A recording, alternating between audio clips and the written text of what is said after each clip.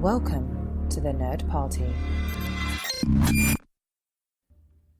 Want to be a part of the Nerd Party community? Don't forget to like our Facebook page at www.facebook.com/thenerdparty and follow us on Twitter at @JoinNerdParty. You can also help us by leaving a rating and comment in Apple Podcasts to help spread Time and Space to other listeners. If you want to contact us, visit thenerdparty.com/contact, click on our show logo, and leave a comment for us there.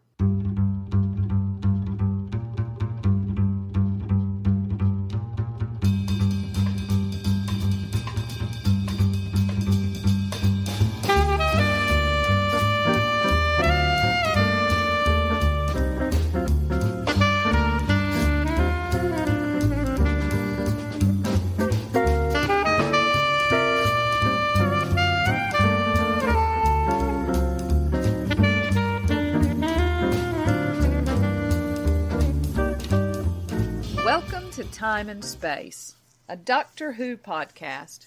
I'm Jessica Nunn. And I'm her husband and co-host, Philip Gilfus. So what are we talking about this week, darling? This week, we are keeping up to date with Doctor 13 and her series.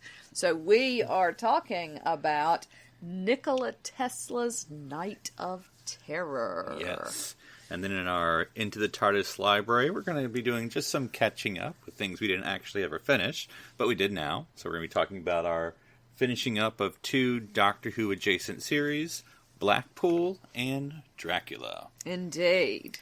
So let's go to New Doctor Who first. Yep. So what do you want to tell us about Nikola Tesla's Night of Terror, which seems like an awfully long title again. So. Yeah, and a lot of letters. Right. Yeah. It premiered on the 19th of January, 2020, and the summary reads as follows. New York City, the turn of the 20th century. For Nikola Tesla, his grand ideas for revolutionizing electricity and communication are proving to be a hard sell to the public. His business rival, Thomas Edison, may not want him to succeed, but surely even he cannot be behind the sudden appearance of hostile alien scavengers. The 13th Doctor and her friends are about to find out. Now, this is a historical, or, well, I guess there's a phrasing. There's always, there's this pseudo-historicals? Anyway. But anyway, it takes place in the past with a recognizable character. But anyway, and the actor, I don't know how to say his name, do you know? I don't either, no. The guy from ER. Guy from ER, indeed. Serbian, I believe, is his background. I can't remember. Yeah, that feels right. And I'm just talking about New Who. Of course, you can go back to Classic Who as well, but where you have sort of the main guest star historical character episode. So, Van Gogh, Dickens, Shakespeare. You know, we've done it before, obviously. And so, I mean, if I'm stereotyping, I'm sort of creating this sort of trope stereotype. So this is one of those episodes. Yes. What did you think about the main character of Nikola Tesla? Yeah, I like him as an actor. I've seen him in lots of things. Very little of which is coming to me. Obviously, he was in ER, and I didn't really watch that. He was in Switched at Birth? Something like that. Has he been in British shows? No, I don't think so. Or not that I know of. Right. So it seemed a interesting casting, because he seemed American choices. I don't know if he's actually American or not, but I would assume so where he at works. This point. Yeah, I would assume that he's American citizen, but hey, whatevs. And I like him. I really do. I think he's a lot of fun. Yeah, it was fine.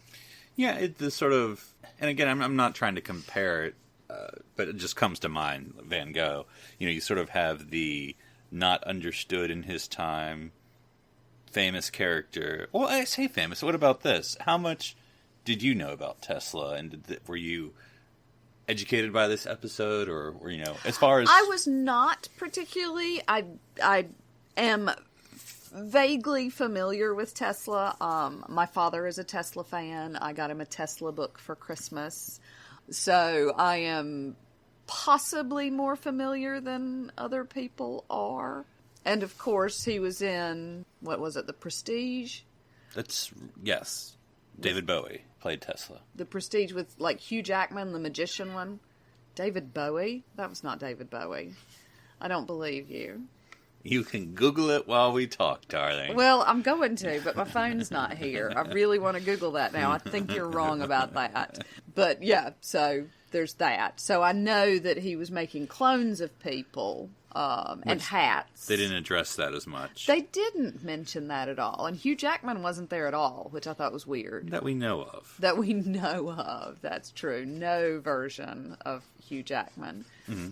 I knew that Edison was terrible, and holy cow, now I'm going to have to go watch it again. I thought there was an interesting part. Sorry, I'm still bothered by this. I'm going to have to go back and watch it. Carry on. Interesting part. Because I thought he did, in as much as he carried the episode, because, it's still the Doctor, but as much as he carried the episode, I thought he did it well. I did like sort of that mid to last part of the episode where it was him and Yaz, and I was suddenly trying to pitch the spin-off series of Tesla and Yaz traveling throughout time and space. Ah, yeah, fair enough. Because I could see, they both have stuff to offer. Yeah. And as far as Tesla, too, I know very little, just the, in the past, 10 years, the internet, as it does, sort of, not counter history, because that's the wrong thing, but, it's been a big movement of breaking out stereotypes of, and rediscovering and all that stuff. But the thing of Edison stole everything and Tesla was the smart guy. And Tesla's form, if I'm not mistaken, and I am not in any sort of way an engineer, but if I'm not mistaken, you were a doctor. The AC, which Tesla was a proponent of, is what we use now. Right. Edison's idea didn't work, but he always gets the credit. Tesla was definitely ahead of his time. Yeah. But yes, the victors write the history. Edison was the victor, and I think in the last several years we have started to explore the true story rather than the one written by the victor. And I thought, I don't know how to take about it. Like with Van Gogh, and again, I know I keep going back to it, but in other words, there's this very parallel figure of not recognizing their time, and certainly has a in his case tragic because he killed himself. But Tesla was maybe less tragic, but the dying in obscurity or penniless or whatever it was, certainly not in the perhaps place where he should have been until rediscovery years or even centuries later. But the sort of like with Van Gogh, I feel like the way we cured that, even though maybe we knew Van Gogh more than we knew Tesla. So, because it was introduced 3/4 of the episode where the Doctor was like, oh yeah, no, he's going to, it's bad. But we knew Van Gogh, but with Van Gogh, we sort of rehabilitated that with that, of course, that very memorable moment of bringing him to the future and the Doctor and Amy and all that. And so you sort of got that happiness, even though they got the bittersweet at the end. But with this one, I think once they introduced the concept or the story or the real story, that Tesla's not going to see this thing at the end. And then at the end of this episode where they're like, yeah, Tesla, keep on at it. And I was like, well, that seems mean. Yeah. Yeah. No, absolutely. Because there is no way to redeem it. And it's not fair to compare the Van Gogh episode because the Van Gogh episode is so much amazing thing. There's nothing you can do, we'll show you this future where Elon Musk names a car after you. By the way, okay, so as silly as that whole thing is, especially Elon Musk to me, but that's to me. Yeah. People may vary in their opinion. He got a name drop in Star Trek Discovery, and that still rubs me the wrong way. But anyway, it honestly would not have been that bad if they had done that. Where they just trip in the TARDIS, and then you're like, why are we in space? And they're like, see that car spinning around? That would have been funny, to see the car in space. That would have been funny. Because, I know that's sort of a very cheap imitation of Van Gogh of taking him to the future, but it's not the same thing. Yeah. But, I don't know. I just feel like once you introduce the concept that there's not going to be a good ending, you have to do something, or else then I'm just leaving depressed that, okay. I don't know why he's so happy. His life's pretty much going to be for naught. Well, you say that. Because, again, I don't know all the history, because certainly the Doctor is correct in that he had all these ideas that we now have. Whether it's, I don't know if the Wi-Fi would be the same, but, he did this wireless communication and all these things that would become modern, but I don't know if there's a straight line between, like, Tesla's idea and then, like, now we have it more just he thought of it first, or he thought of it. Who knows whether it was first or not. Because you can go back to Da Vinci, right? But anyway, but, like, he didn't contribute to it. He just didn't have the resources, and then someone else thought of it, 50 years later, or, it's not like they were like, blew off the Tesla diary, and, he's like Da Vinci. Da Vinci had a lot of stuff, but I don't know if he necessarily invented any of it. You just go back and go like, oh, well, he had that idea. He gets a little credit for helicopters. Yeah. Well, does he, though? Because I don't think they worked, but... Well, no, but I think he still is credited. We still know. That's why we call it the Da Vinci... Opter. The Da Vinci Opter. That's totally what I call it. What do you call it? And we call it the Tesla Wi-Fi. Tesla Net. Yeah. Yep, absolutely. All of these things are true. Mm-hmm. We may have different names for things in our house than other people use, but never mind. It's an American thing. It must be. That's right. Must be. But yeah, and also I think, you're right in that, carrying on with this comparison, Van Gogh's death is much more common knowledge. Mm-hmm. And also his works. And also his works, certainly. It felt to me, I mean, obviously you have the monster, but the primary theme of that episode was mental health. Okay. Yeah, I see what you're saying, yes. You didn't necessarily have that, some sort of underlying grounding theme, to ground the episode. It was just... And that was, as much as I love the historicals, that was one of my issues with this episode, is that I didn't know why did we have to set it here? Right, why? Why did you write the story? You would ask whoever wrote the story. Yeah, and why was it Tesla? Why did it need to be Tesla?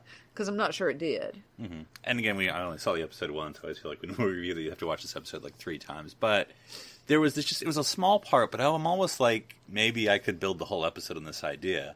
It's when the crowds are protesting him at the beginning or whatever. And I don't know if they say, like, go back to where you came from or whatever that. And he's like, no, I'm a citizen like you. Yeah. And then, in a very American way, he then says, get off my property. But I thought the idea of that he is a citizen, that he isn't, I mean, he was an immigrant, but he's an American citizen now. But that whole, go back to where he came, well, I'm here, I'm one of you now. I mean, there is something to explore in that because, and I don't know if this is the reason, but, you think Edison versus Tesla, gee, what's the difference between these two people? Is it that you have the WASP versus the Eastern European? Or is it, more than that, maybe? But I just think that would have been interesting about identity, maybe. Yeah. Like, if you're just looking for, like, a concept to build an episode around, citizenship, identity, being a part of society. Because obviously he's contributing, just because I was doing my Wikipedia course. That's what this episode's supposed to have you do with Tesla. Yeah. He did all these things because I think he was from Serbia. I don't know if maybe that's why I'm mixing the actor and the character. But anyway, he did a lot of things where he was from and trying to build these things, energy and da-da-da. And then I don't know what led him to New York, whether it's Edison or whatever. But anyway, now he's trying to contribute to America and making all these things for America, for the public good. And so...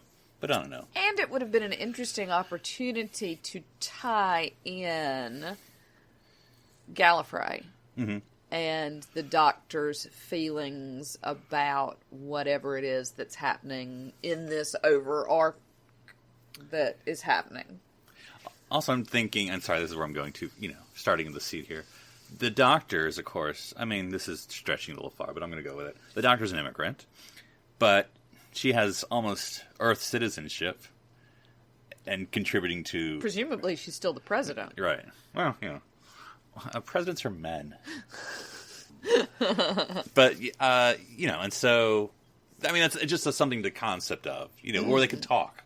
I'm also from somewhere, And, yeah. I mean, anyway, it's maybe it's just a 5-second discussion, but that's a seed to plant. Yeah.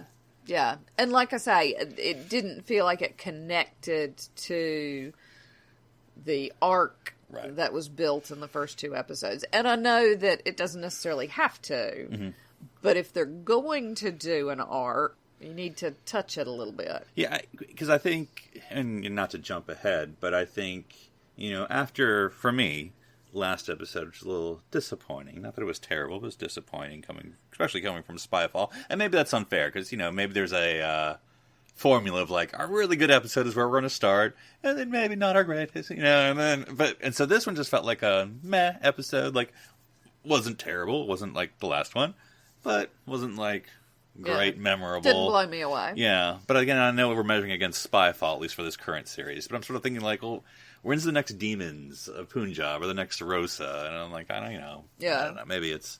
But anyway, so I was just like, it was a fine episode, and maybe I'll watch it again and like it, but I just thought regular episode, which is not bad. A regular episode of Doctor Who's not bad, that's why I watch it. But, I guess after Spyfall, I'm like, all right, we're going to go on full cylinders. And then we got Orphan 55. I'm like, okay, all right, speed bump, that's fine, fine. But anyway, let's talk about the other guest star, whose name I will try to pronounce, since I failed with the other Thomas Edison. No. Anjali Mohindra. Oh, okay. Who played Queen Skithra. Yep. And was a familiar face. Though not really under that makeup, but... Yeah. She's a familiar face to the Doctor Who franchise. Coming from the Sarah Jane adventures. Playing... Ronnie. Yep. So this was a Bradley Walsh reunion with her, because he, of course, played the evil clown.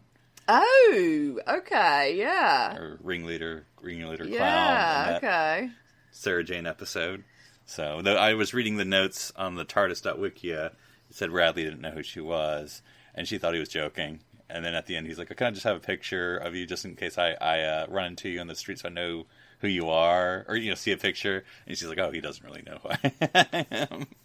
So, yeah, that's funny. Yeah, it's one of those things, like, when you just see it. To be fair, she's grown up.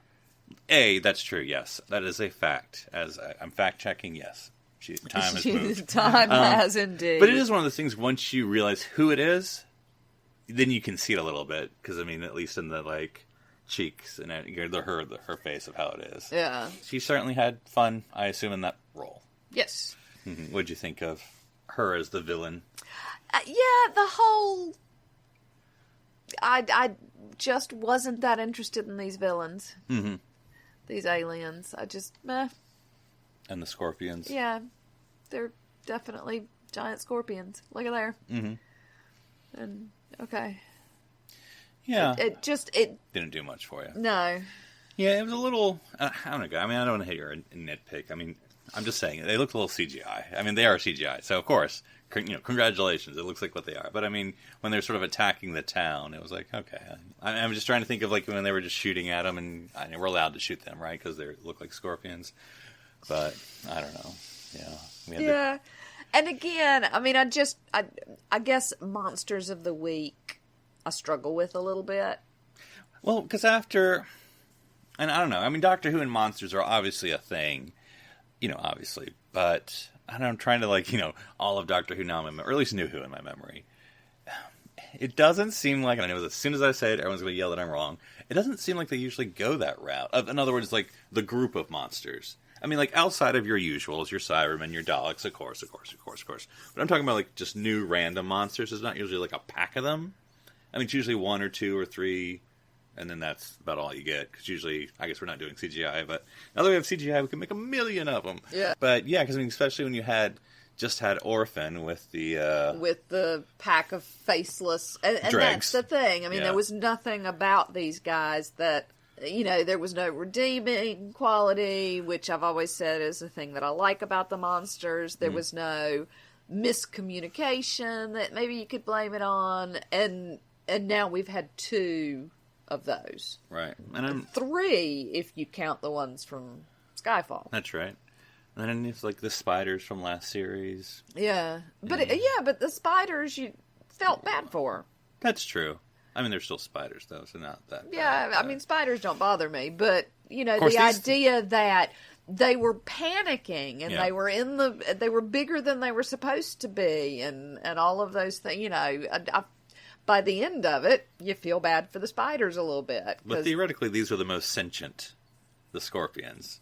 Because the dregs were kind of, I don't know, half off their heads. Spiders are spiders. These are actually, like, sentient beings, I guess, right? Yeah, maybe. I mean, kind of a hive, because Yeah. the whole thing was kill the queen and... Yeah. kill the hive. But actually, and then I'd have to watch again. Maybe because I don't actually know what happened really in the episode. I mean, I don't really get what they're. I know they said it, the Elkin, but I just didn't get what was their. I forgot what their motivation was. They were scavengers, and so all of the information, all of the things they had were stolen from other people, and they wanted Tesla. Did they answer why give them internet? I think. Why him specifically? Just seems like... I think to give them internet. No, but like why... That was his idea, because internet was his idea. Why not get like Steve Jobs or, Because Steve Jobs wasn't born yet. Well, like, are they stuck in this time? I don't know. Okay, because I guess if they are... I'm trying to help, baby. They wanted one of those cars. They knew if they held him hostage long enough... That's right. Eventually they'd be able to ransom him for a car. Mm-hmm. Oh, boy. Yeah. I don't know. So. But there was a little thing that glowed that they held in their hands. That's true. Yeah. It reminded me of so many other, or a few other things, and then just figure out it was just a thing. Yeah. I don't know. Yeah. Because it started off scary. Because then, alright, so, not to go this nitpicky. So the episode is called Night of Terror. I didn't actually get a Night of Terror. No.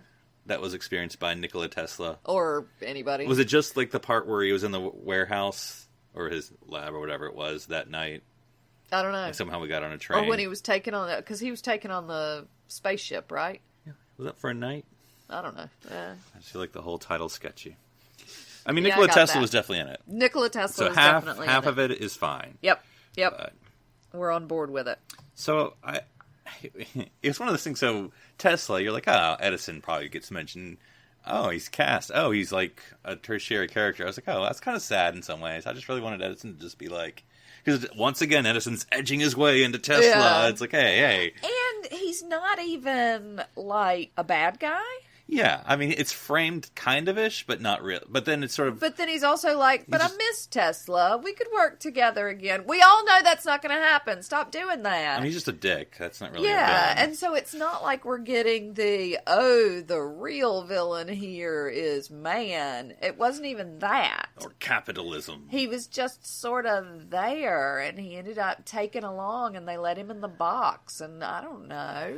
Because there was that wasn't a speech, but the thing that Edison was saying, where he's like, Tesla's like, I have ideas, and Edison's like, yeah, but I make them happen. I don't need to have ideas. And I'm like, I mean, he does have a point. Yeah, he's not wrong. I'm like, I get that we're supposed to hate him as, like, capitalistic, but I'm like, well, would you rather have the dreamer or the doer? I mean, Yeah. Left Twix or right Twix? I don't know. I mean, Edison was kind of, and terrible. To me, he's sort of like the same as Henry Ford, who is also terrible. But I don't know. Maybe I'm just sort of converging things. But interesting side note, because I remember reading this a couple weeks or months ago. But the person who played Thomas Edison is his second appearance in Doctor Who. He first appeared in the 5th Doctor serial. The Caves of Androzani. We do love a good repeat player. So he's done classic and new. Well, there you go. I'm sure there's probably a list. Yeah. Very short list. Relatively Maybe he's short the only list. one. I don't know. For all I know. I don't know. We should do some research. Not counting like Tom Baker appearing in the 50th or something. Yeah. No, you can't count the doctors, but yeah. Actors. We could do that research. Yeah. But I did like these sort of random but interesting antagonism between Graham and Thomas Edison. Yeah. I'm pretty sure Graham was going to punch him at one point. Well, needs must. Somebody ought to. Just seemed very much like Graham's like, I had a boss like you once, So, sorry, they don't have unions here in Thomas Edison land. Yet. Yeah. Yet. Well, we've talked mostly about guest stars, and Yaz and Graham, but any other any Doctor moments or anything like that? No. I mean, I didn't feel like it moved anybody's story along at all. We don't learn anything new about any of our leading characters, and I think that's a bit of a shame, but... Yeah, I don't know. I mean, I hate to say this because I just feel like I'm sort of like one of those fan Twitter boy people. But anyway, because I just...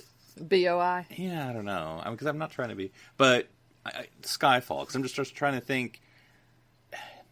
You can repeat yourself, but vary it up. So, for instance, I think about the Doctor's reaction to Tesla. Oh, Tesla, you're a genius. But isn't it the same reaction she had in Spyfall to... Yeah, to Ada Lovelace. And... The spy, I can't remember. I apologize. But anyway, and so it's just like the Doctor being impressed by historical figures. Which, I mean, I get it. That is Doctor Who. That is Doctor Who. But I don't know. It's just like, can we make a little more space between episodes? Because in other words, those two women were interesting in how they were used. Maybe they're just interesting, full stop. But here, again, I think the character and the actor of Tesla is interesting, but nothing necessarily that makes him special. Yeah, and part of the thing with the two women in Skyfall was that the Master was trying to link computer time periods. Right.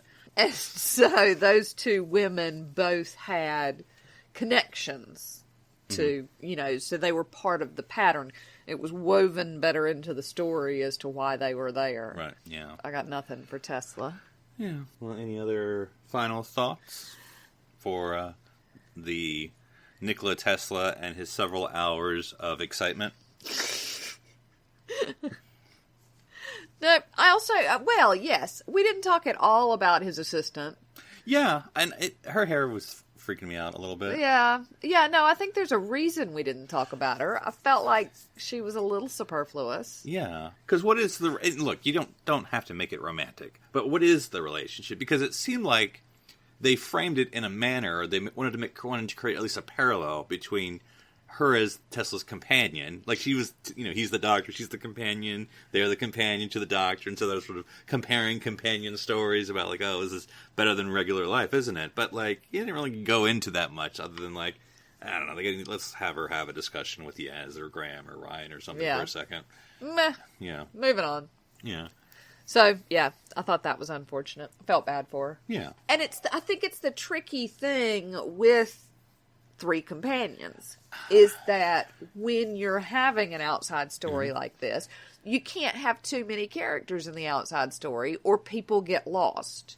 We had a story with the Doctor, Yaz, Ryan, Graham, Tesla, Tesla's assistant, Edison, and all the bad guys. I mean, I've lost count already, but 7 or 8. If you were Scorpion, you'd have enough to count. If I were a Scorpion, I would have counted better, but only because I would have stolen Archimedes or Pythagoras or whoever invented the abacus. Oh, okay. So yeah, it just becomes very cluttered when you're trying to follow 7 or 8 different named characters. I'm starting to feel a little more of the critiques of the crowded TARDIS. Because, I mean, I've enjoyed all those characters, but I'm almost like, at this point, I could probably lose one. Well, let me be specific. I don't want to lose Yaz. Do not want to lose Yaz. I could probably lose Graham or... Don't kill him. Don't just something regular life. See, this is my problem. I agree. We could lose probably one of them. lose one, yeah. But I don't want to lose any of them. Yeah. I want them to have better stories. Yeah. And maybe just... what do I know, right? But just, like, have a deal, like, this episode, alright, so the Doctor's obviously gonna be the Doctor, but out of the 3, who are we emphasizing the most? Yeah. Pick that person, and then you have the other 2 do whatever. The next episode, alright, who are we emphasizing, instead of just, like... Alternatively, stop bringing other people into the TARDIS. Yeah. Because that's what makes it bloody crowded.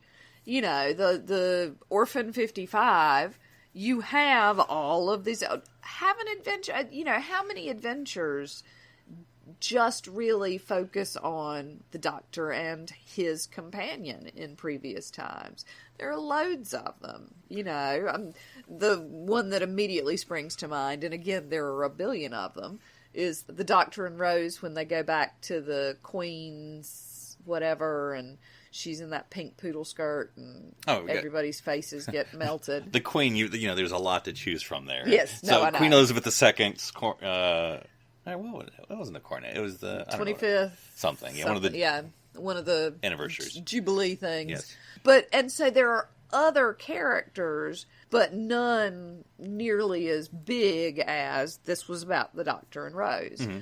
And I don't see any reason. We haven't seen that yet. Yeah, I would say... They keep bringing, Skyfall, they bring in the 2 ladies. The Master. But the Master's the bad guy, right. So we can give them a little allowance for that. Orphan 55, they bring in a whole host of people. This one, they bring in a whole host of people. Let the four of them have an adventure. Yeah. And explore those themes that makes them together. Because in other words, a lot of times, and maybe too many of the times, the Doctor and his companion, singular, would be about their relationship. Like, the Doctor, usually the man, and the companion, usually a woman. Oh, I'm going to lose her, or, I'm responsible for her, and, something about, with losing Rose was always a big, thing with the 9 and 10, to tell you the truth, even though there was different things there. Duty of care with 12 and Clara or something, and but we don't want to do that, but, something else about that. So, I agree. I think because I don't want to criticize Chibnall, because everyone's criticizing, and I don't want to be negative. But if I could criticize Chibnall, I would say too much reliance on guest stars. Yeah, I would agree. Yeah. All right. Save your guest stars for baddies. Yeah, or for just 1 or 2 big episodes. Yeah. Because, like, for instance, not to... Like Van Gogh, it was like Van Gogh. Like, there's no other guests. Like, there's no other people in that. Yeah. Like, if it's about Tesla, make it about Tesla. Except for Bill, what's his name, the museum curator. Oh, that's true. And then, but that was a bit of a. And you did have an actual monster, but the monster was such a side story. Like, I don't even care. Absolutely. And those are my favorite episodes, when the monsters are the side story, but still move. Like, I felt like the monsters in this were a little bit of the side story, but then I didn't know what the main story was supposed to be about, so it was difficult to... Because, like, even with Dickens, I mean, yes, there's Eve Miles as Gwyneth and, the Undertaker. Undertaker, yeah. Whatever. I mean, but beyond that, that's it, other than the spirit ghosts. Anyway, so, yeah. Focus, people. Focus. Narrow it down. All right. Well, with that, let's go into the TARDIS library. Whoosh, whoosh, whoosh, whoosh, whoosh, whoosh. When you close your eyes... I go to the library. Go to the library now. So we're going to do some housekeeping tidying up for ones we've talked about previously. Yep. And that's Blackpool and Dracula. So yep. Let's start with Blackpool first. And this is chock full O Doctor Who alum. There's, of course, David Tennant, David Morrissey, who was in the next Doctor with David Tennant, David Bradley, the first Doctor. The 3 Davids. That's right. And then Sarah Parrish, who I think is interesting because she played opposite the 10th Doctor, also as well, where just having talked about the episode we talked about, she played the Spider Queen in the Donna episode, the wedding, Runaway Bride. Yeah. So she played the Spider Queen, completely different than the Scorpion Queen. There's no relation. Totally different. But also unrecognizable, so it'd be interesting to watch that again and try to see her in that role. Because she also played that Big as well. But anyway, so what'd you think of our concluding episodes of Blackpool? This was so bizarre. Yeah. This whole experience was so bizarre. And ultimately, rather anticlimactic. Uh-huh. Like, just the whole... Okay, I'll make a deal with you. You can sleep with my wife. I think it's because more than that, but yes. As long as you don't prosecute me or my son for murder, even though my son did it. Yes. They all lived happily ever after. I have to admit, because, I introduced this to you, I knew the son did it, because I was Wikipedia or whatever. But, for some reason, maybe I misread it, or maybe I invented it in my mind. I thought he was protecting... I'm sorry, I know she has a name, but that's how I'm going to identify her. I thought he was saving the prostitute from... Like, it was as a romantic relationship. Yeah. And so when he's... they were kind of making some... But there were hints that it was a romantic thing, except for the fact that he's all not straight. Yes, and so then this kind of was some, gay jokes, for lack of a better word. But, like, between him and his sister...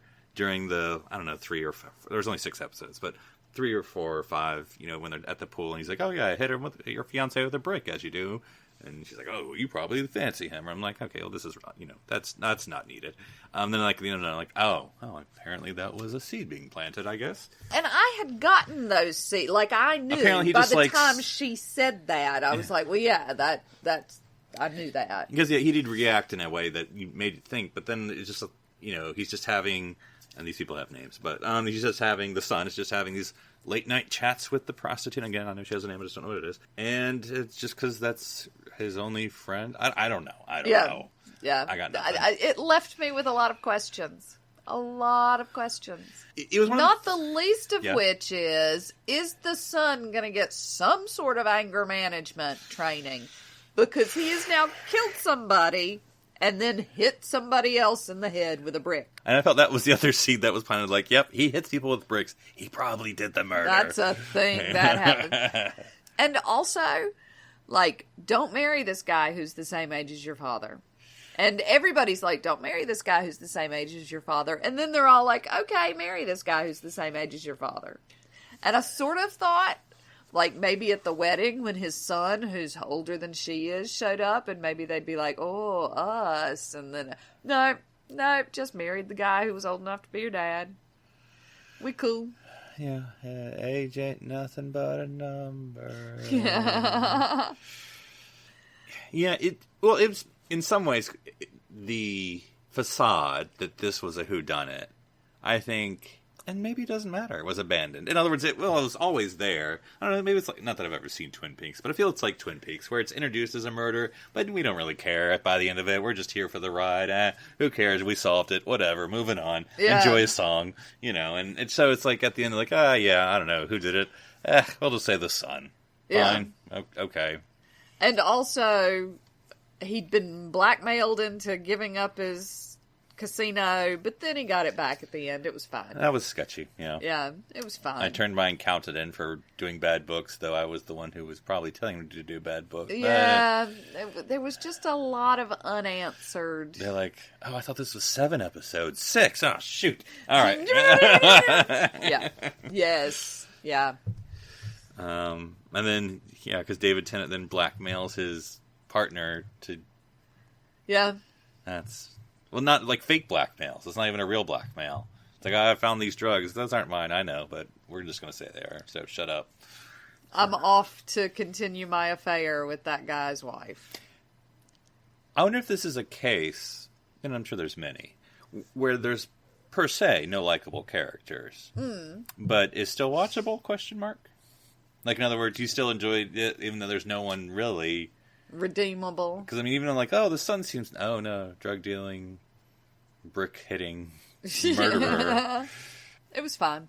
Because even the wife, maybe, is the nicest character. But even then, she every now and then has some issues, too. Because she's a little...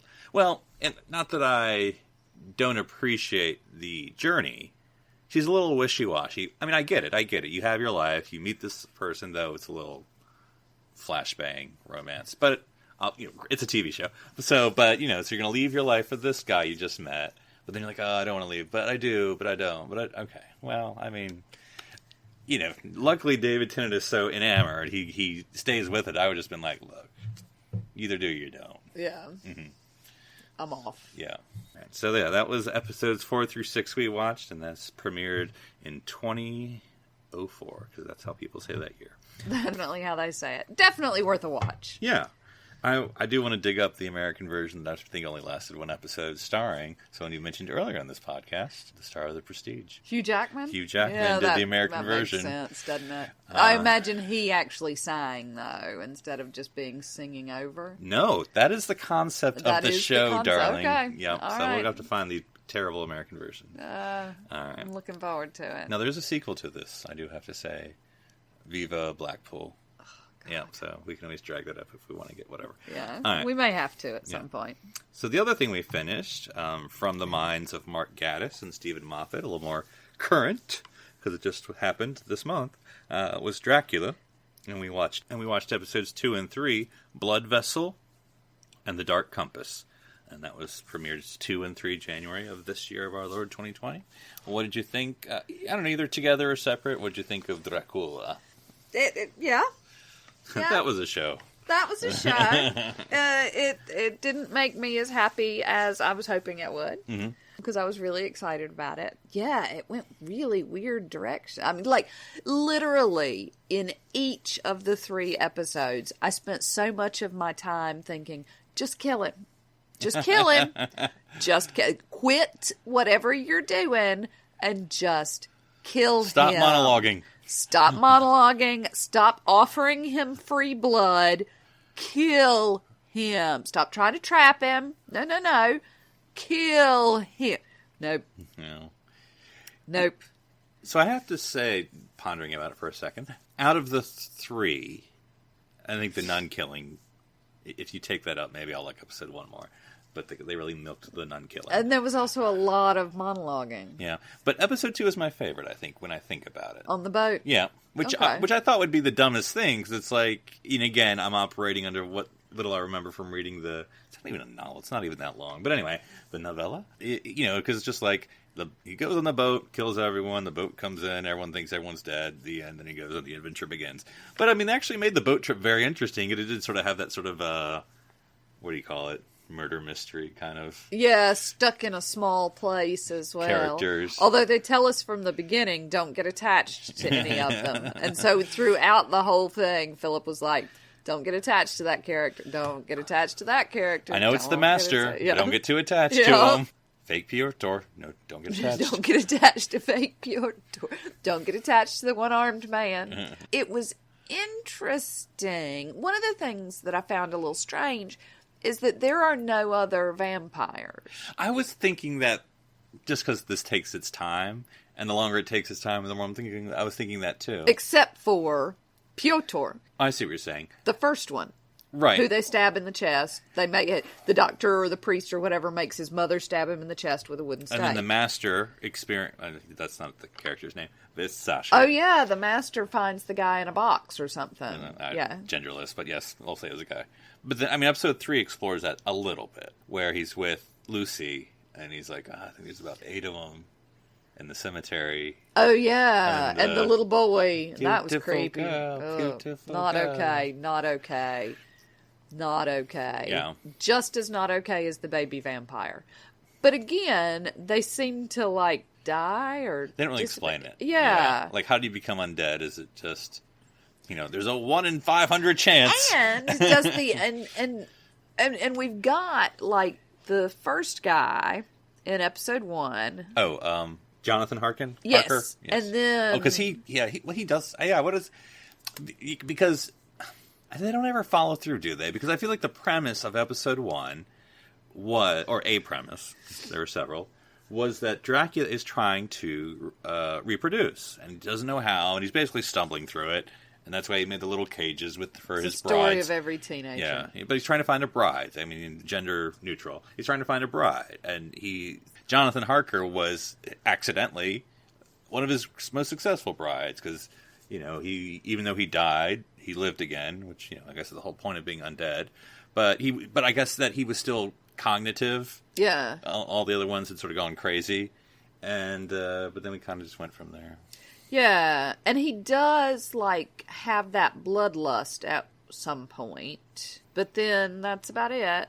And then same thing for the nun. Like, the nun never seems to have any sort of bloodlust. She's just losing her fingernails. Oh, yeah. Van Helsing. Or Helsing. Yeah. Which one you're talking about. Yeah. Though they sort of meld at one point. So. Yeah, totally meld at one point. Yeah. And here's my other question. Go ahead. Yes. When we meet him in episode 1, right, he's old. Right.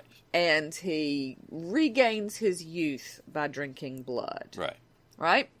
So then he's in the ocean for 130 years. Right. Presumably not drinking blood because he's in the ocean. Mm-hmm. And then he comes out all young and stuff. Yeah. He's preserved, yeah.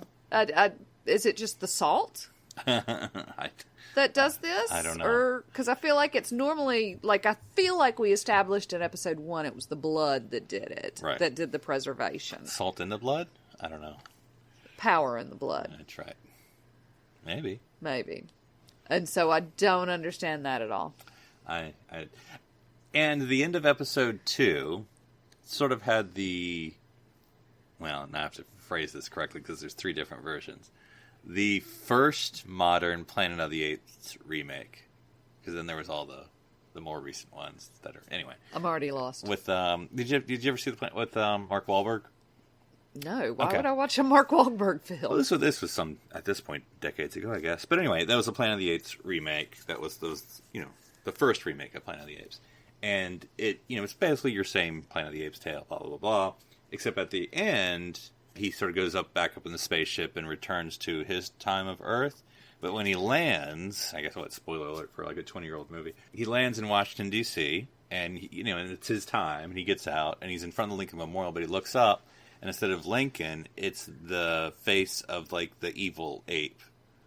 And then all the police cars come and get him, and they're all apes in police uniforms. And that's where the movie ends. Okay. And so, like, with this one, where it's like, Dracula it comes into the modern world, I mean, that's an interesting premise, because it's the whole Sherlock premise, right? Yep. Of taking this old idea and bringing it to modern times. But then they don't do anything with it, really. I mean... Mark Gatiss shows up. That's true, as Renfield, that's what happens when you write your own show. You get to play your own parts. Yep. I mean, in which he plays them well, but of course, it's, I'm sure, a fun... But did you ever do Dracula? Me? Yeah. No. For some reason, I thought. Anyway. You've seen it. I have seen it a couple of times, yeah. I've seen it once. I saw it once at the Edinburgh Fringe, and it was beautifully set. It was upstairs in this, like, cave, like, it was perfect. And it was set up as the whole thing was in the mental institute. Oh, yeah. That's where, that's how it's kind of... And so it was the premise, the setup that they had was absolutely fantastic. And it was dull as dishwater. It was like at midnight, and I slept through some of it. Which I hate doing that at plays. I don't do it very often. Did it once for a Tom Stoppard play on the West End, but I was admitted to the hospital the next 2 days later, so I feel like that had something to do with it, because I had pneumonia and I was very sick. Did you sue Tom Stoppard for making you sick? I did not. I didn't even think about it. See? Damn it. I know. Damn it. India Inc.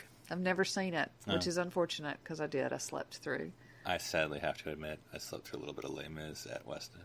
Philip Gilfus. Well, I made the mistake booking the show the day you get there. Oh, no. Yeah. No, that was a bad idea. It was a bad idea. That was dumb. Yeah. You're stupid. I am. But anyway, and also, this goes back to the other podcast I'm in, City Alpha 3. One of my co-hosts, Daniel, hates it with a fiery passion when they cast the same actor as an ancestor. Oh, really? So when you have, the woman playing Van Helsing and also playing Helsing, when it's like 100 years removed from... And it's not a direct descendant either, because she was a nun. Right. Yeah. I mean, I get it, but like at the same time, I don't know, I'm glad the actress got something to do, or more something to do. But wouldn't it have been more interesting had it been two different actors? I don't know. Maybe. Mm-hmm. And so episode 3 with the modern, we won't go through the whole thing, but... You know what would have been even more interesting? If it had been the nun, if it had been Van Helsing still, and she had figured out how to beat she'd lived through all of this and was... Because theoretically she was... Taking the volunteers for blood and things like that. That would have worked. Because they did, fool me with the Jonathan Harker. I'm like, oh, did he live? And like, oh, it's just the Foundation. Because I had the phone ringing Jonathan Harker. Which, and I get what you're trying to do. You fooled me. But I also feel like... Maybe it should have been 4 episodes, because I feel like 3 tried a lot. Yeah. And then it ended. Which, to be fair, it's been a while since I've read Dracula, is how Dracula felt to me. Because, like, this interesting book, nice journey, ups and downs, and it's like, and I don't remember it, because it's been, like, literally decades at this point. Dracula's, like, gets killed off screen, and then it's like, well, that's it? Yeah. What?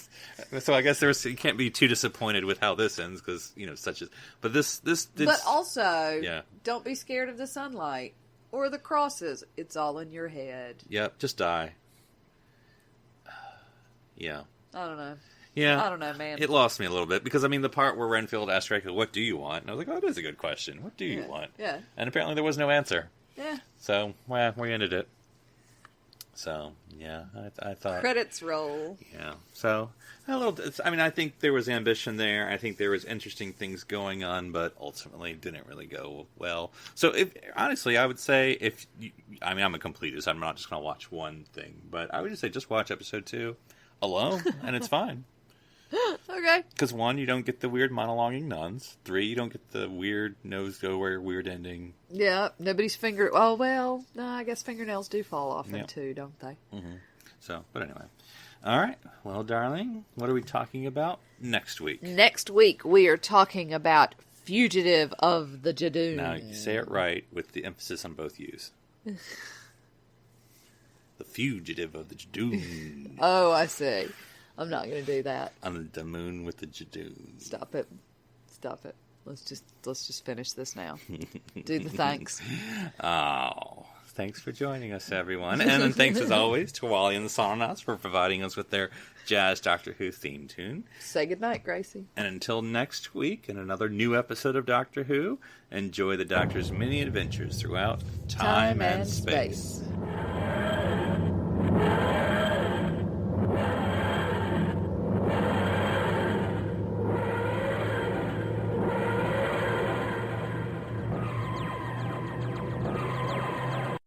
This is BBC Television.